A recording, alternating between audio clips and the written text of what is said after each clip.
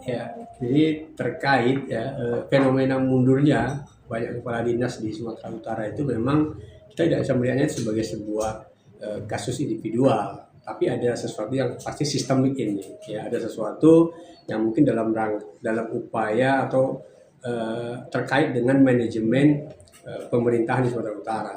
Mungkin ada hal-hal yang mungkin ini yang belum kita ungkap sebenarnya. Jadi tidak persoalan Anda karena urusan pribadi, ada yang apa sakit apa itu hanya semua alasan-alasan yang saya kira hanya alasan yang apalah ya aman atau lebih etik lah ya, lebih etik supaya tidak muncul pertanyaan macam-macam. Saya kira itu. Jadi ada persoalan sistemik saya pikir yang memang harus kita ungkap itu ya kan, sehingga publik akan lebih tahu itu. Karena ini karena dari kejadian ini akan jadi apa?